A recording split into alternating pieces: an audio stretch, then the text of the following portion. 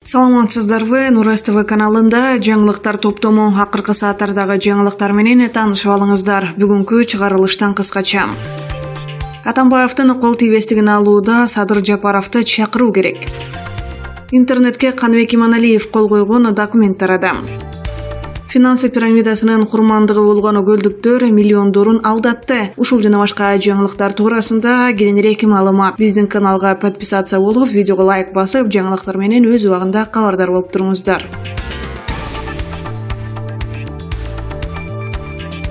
Бүгүн 19-июнда жогорку кеңештин жалпы жыйыны болуп жатат. Аталган жыйында эсептөө палатасынын 2018-жылдагы иши жөнүндө отчет угулууда. Жыйында депутат Аида Исмаилова көптөгөн аткаминерлердин бизнеси мамлекеттик бюджеттен уурдалган акчага түптөлөрүн билдирди. Көптөгөн аткаминерлер мамлекеттик каражатты жеке кызыкчылыгына жумшоонун кынуусун алышкан. Алар министрлик менен мекемелерге жетекчи болуп келери менен бюджеттик каражатты жырып алат дагы жазага тартылбастан уурдалган акчаны уштаган бизнеске кире катышат. Ошентип алардын бизнеси мамлекеттик бюджеттен уурдалган акчага түптөлөт деп билдирди ал.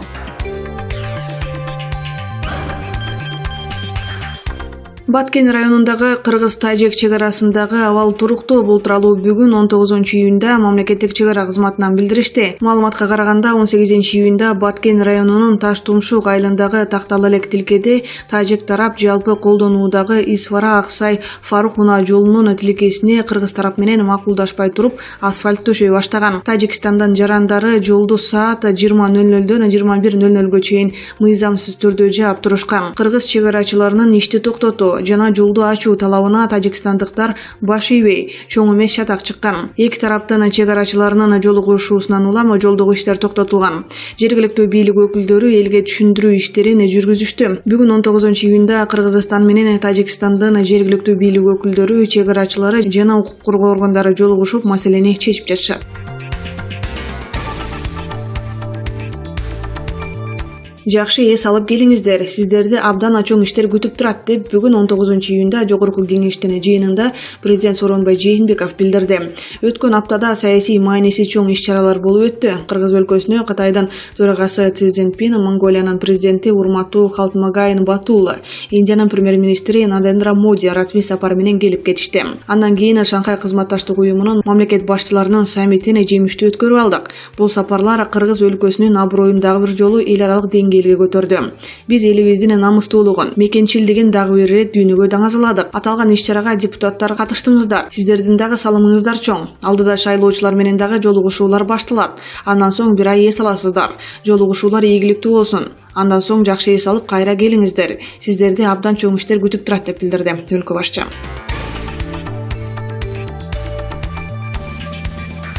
Жети-Көз районунун Кызыл Суу айылындагы Бообек Ибраев атындагы маданият үйүндө финансылык пирамидадагы 35 миллион сомго жакын акчасын алдаткан район элинин арызы боюнча сот отуруму болууда деп маалымдайт Турмуш басылмасынын кабарчысы. Соттук отурум жабыр тарткандардын саны көп болгондуктан маданият үйүндө өтүп жатат. Жабыр тарткан тургундардын айтымында бул финансылык пирамидага облустун 4 районунун 1000ге жакын тургуну акчасын алдаткан. Учурда 500 арыз сотко жетти. Менин омурткам ооруйт, операцияга деп чогулткан акчам 68 000 сом бергем. Себеби көбүйүп операцияга толук жетсин дегем. Ошондой эле кайнэжемден кошком. Ал 34 000 сом берген. Азыр ал менден доолап жатат дейт жабырлануучулардын бири Айгүл Урустамова. Ал эми Сүйүмкана Байширикова дагы жабыр тарткан тургундардын бири. Ал абысындары менен бирге финансылык пирамидага миңдеген акчаларды санап берип, бүгүнкү күнгө чейин каражаттарды кайтара албай жүрүшөт. Биз 5 абысынбыз. 5-өнүн 3-ü 34 000 сомдон. Экөөбүз 68 000 сомдон бергенбиз. Акчабызды кайтарып ала албай жатабыз. Ушуга жардам берүүңүздөрдү суранам дейт ал. Жабыркагандардын айрымдары аталган пирамидага кирүү үчүн насыя алып, учурда аны төлөй албай жатышат. Мен 54 жаштамын. 45 000 сом насыя алгам. Анын 34 000 сом менен пирамидага киргем. Жөн жерден 18 ай бою 3300 сомдон төлөдүм дейт Марткүл Сартбаева. Ошондой эле баатыр энелер дагы жабыр тарткан. Менин 8 балам бар, үйүм жок, баатырлеп жүрөбүз. Кошунанын баары бул пирамиданы макташкан атканда мен дагы ишендим. Буйрук болуп балдарга үй алып каламбы деп киргем. Эми акчадан же үйдөн жок отурабыз, дейт Гүлзат Жоошбекова. Жабыр тарткан адамдар буга чейин президентке акыйкатчыга кайрылган. Бул пирамида үчүн айылда ынтымак кетти. Бири-бирине сунуштап киргизгендер катышпай калды. Абысындар урушуп жатат. Акчабызды кайтарып бербесе, президентке жөө барууга дагы даярбыз, дейт Фарида Казанова. Жабырлануучулардын укугун Элнура Алымбаева коргоодо. Ишти сотко алып чыгуу оор болду. Жабырлануучулар абдан көп. Тергөө 1 жылга жакын созулду. Көптөгөн сумманы алгандыгы үчүн шектүүлөр баш коргоо чарасын өзгөртүп, камакка алуу боюнча өтүнүч келтирдик. Айыпталып жаткан 3 жаран Чүй районунун тургундары. Алардын экөө мурда кылмыш жаза кодексинин 166-беренеси менен сот жообуна тартылган экен, дейт жактоочу. Соттук иш 18 томдон турду. Ушуну менен 4-соттук отурум болууда. Учурда судья Айбек Бекбулатов ар бир ишти өзүнчө карап жатат.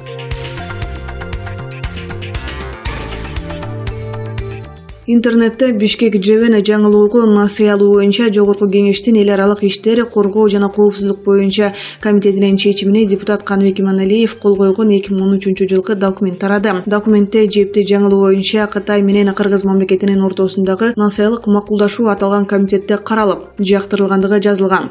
Чечимге 2013-жылы эл аралык иштер, коргоо жана коопсуздук боюнча комитетинин төрагасы Каныбек Иманалиев кол койгон.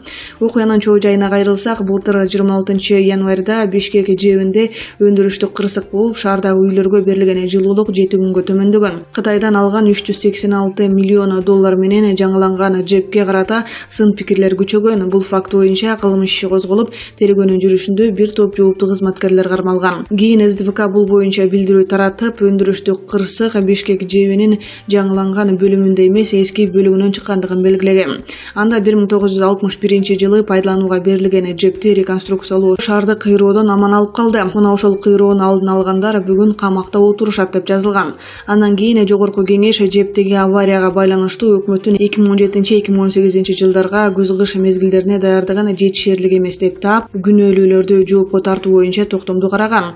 Бишкек ЖБ жаңылоодо коррупция беренеси менен айыпталып жаткандар мурунку премьер-министрлер Жантүрө Сатыбалдиев, Сапар Исаков, депутат Осмонбек Артыкбаев, Улуттук энерго холдинг мурунку директор Айбек Калиев, электр станциялары ишканасынын мурунку жетекчиси Салайдин Авазов, электр станциялары ишканасынын башчысынын мурдагы орун басары Жолдошбек Назаров, Бишкек жылуулук электр борборун модернизациялоону башкаруу боюнча топтун мурдагы аткаруучу директору Тимирлан Биримкулов жана мурдагы каржы министри Ольга Лаврова дагы бар.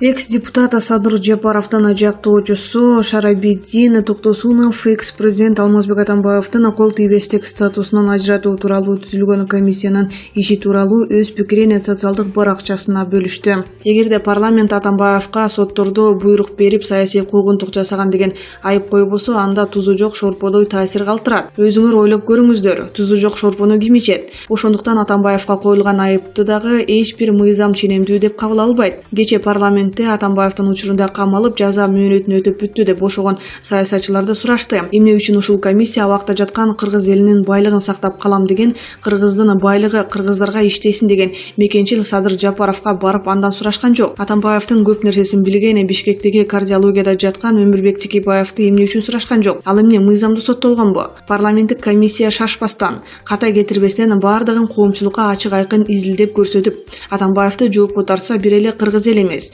бүткүл дүйнө жүзү ишенмек. Азыркы жасап жаткан иштери тузу жок шорподой болуп калды деп жазды Токтосунов. Эскерте кетсек, кече Жогорку кеңеште экс-президент Алмазбек Атамбаевди кол тийбестик укугунан ажыратуу боюнча комиссиялык жыйыны өткөн.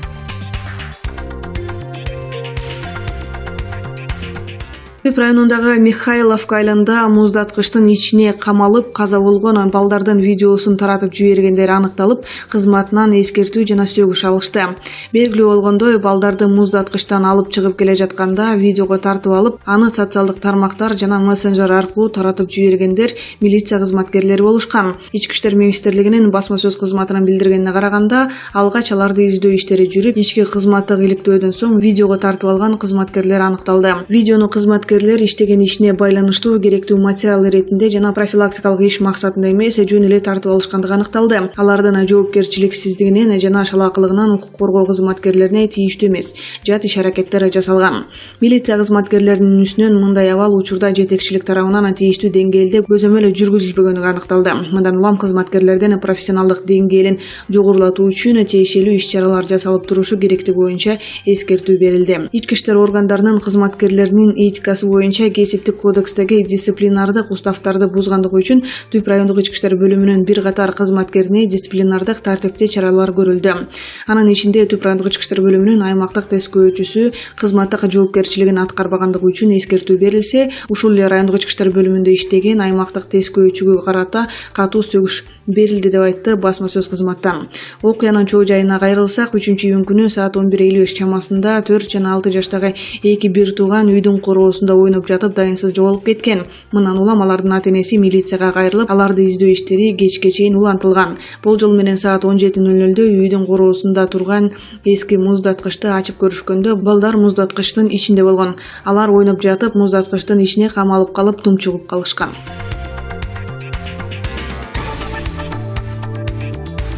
Жогорку кеңеште экономика министри Санжар Мукамбетов, Айыл чарба, тамак аш, өнөр жай жана мелиорация министри Эркинбек Чудуев, өкмөттүн аппарат жетекчиси Самат Кылжиев, маалыматтык технологиялар жана байланыш мамлекеттик комитетинин төрагасы Дастан Дугоев, улуттук коопсуздук комитетинин төрагасы Орозбек Опунпаев ант берип, ыйгарым укуктарын аткарууга киришти. Ант берүү аземине президент Сооронбай Жээнбеков дагы катышты. Ал жаңы өкмөт мүчөлөрүнө ант берүү менен кошо чоң жоопкерчилик тагылып жаткандыгын эске салып, мамлекеттин жана элдин кызыкчылыгы үчүн иштөөгө чакырды. Мыйзам боюнча жаңы дайындалган өкмөт мүчөлөрү парламентте ант берет. Мурдагы экономика министри Олег Панкратов инвестиция тартуу жаатындагы кемчиликтери үчүн, мурдагы айыл чарба министри Нурбек Мурашев экспортко байланыштуу сын пикирлерден улам, ал эми маалыматтык технологиялары жаатындагы жетекчилер кызматтык ишеним көрсөтпөдөн улам жумуштан алынгандыгы расмий айтылган.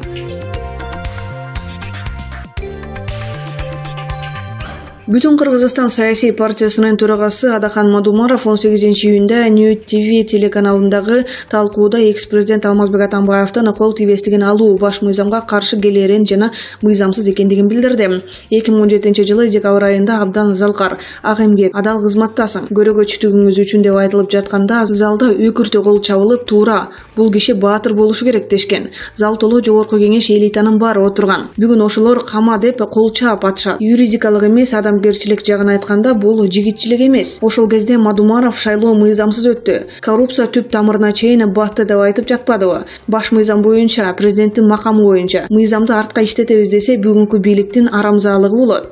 Атамбаевди актаган жокмун. Анын бүгүнкү жагдайга жеткирген күнөөсү аябай көп. Бирок кезинде болушу керек эле. Ошондой эле Мадумаров экс-президент Алмазбек Атамбаев бардык мыйзамдар сакталган шартта жооп бериши керек экендигин белгилеген. Мурдагы президент Алмазбек Атамбаевди жоопко тартыш үчүн аны кол тийбестиктен ажыратуу маселесин 2018-июнда жогорку кеңештин эки комитети удаа карап дароо макулдугун берген. Кол тийбестик боюнча түзүлгөн атайын депутаттык комиссиянын корутундусун адегенде укук тартиби, кылмыштуулукка каршы күрөшүү жана коррупцияга каршы аракеттенүү комитети карады. Андан кийин маселе конституциялык мыйзамдар, мамлекеттик түзүлүш, сот укуктук маселелери жана парламенттин регламенти боюнча комитетте талкууланды. Эми маселе парламенттин жалпы жыйынына чыгарылат. Атамбаевди кол тийбестиктен ажыратуу боюнча демилге парламентте өткөн аптада көтөрүлүп, комиссия түзүлгөн. Демилгечи топ Атамбаевга 9 кине койгон. Комиссиялардын 6 бийликти узурпациялады.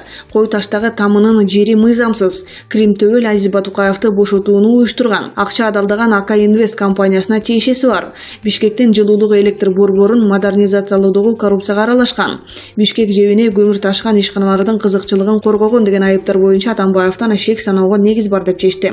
Ал эми үчөө Орусиянын 123 жаранына, анын арасында кылмыштуу топтордун мүчөлөрүнө ок атуучу курал берген. Чүйдө 35 гектар айдоо аянтын мыйзамсыз трансформациялоо кылган. Ысык көлдүн Чоң Саруу айылында 4,5 гектар жерди Фрунзе Резорт компаниясына мыйзамсыз өткөрүп берген деген айыптар боюнча комиссия күнөө коюу негизсиз деген бүтүмгө келди. Буга Атамбаев ал кездеги президенттик кызматты ээлебегендиги себеп болду. Эреже боюнча комиссиянын корутундусу жогорку кеңештин жалпы жыйынында 60 добуш алса, прокуратурага жөнөтүлөт. Прокурор өз пикири менен кайра депутаттарга кайтарат. Андан кийин 80 депутат макулдугун берсе, кол тийбестик алынат. Атамбаев баштаган Кыргызстан социалдык демократиялык партиясы депутаттык комиссиянын жыйынында айтылгандарды чуулгандуу коррупциялык иштерден коомчулуктун көңүлүн буруу деп баалап жатат.